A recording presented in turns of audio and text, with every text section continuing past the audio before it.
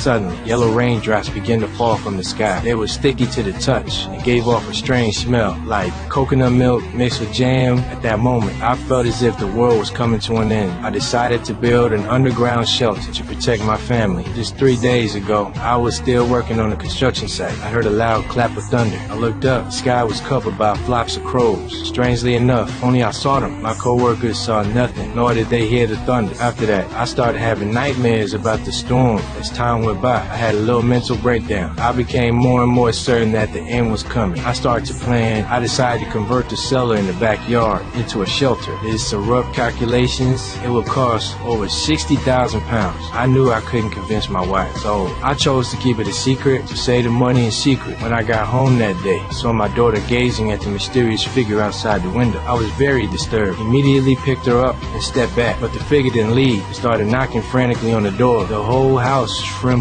The next second, all the furniture floated, struggled to wake up. I realized this is a nightmare. The sheets were soaked with cold sweat. I knew I couldn't put it off any longer. I had to get moving right away. The next day, I carried my wife to the loom, bought a gas mask at the hardware store, took my daughter to the supermarket again, bought heaps of non-perishable food in order not to make my wife suspicious. I hid everything in the shelter. I bribed a colleague to have him drive a backhoe to my backyard. We dug a 30-foot deep hole next to the cellar, buried a shipping container in it, and that's when the wife came home. She was angry when she saw everything. She said I was crazy. I didn't explain. No one would believe me anyway. That night, I suddenly started having convulsions. My wife panicked and tried to call for help. I stopped it with all my strength. I didn't want her to be afraid. I confessed to her what I saw in my dream. I didn't know if I was crazy, but my only duty was to protect my family. Until that day, I saw my daughter run into the middle of the road. I desperately rushed over and hugged her. The next moment, countless bats fell from the sky. They came at us. It's the nightmare again. But this time, I didn't wake up on my own. My wife shook me awake because the storm was really coming.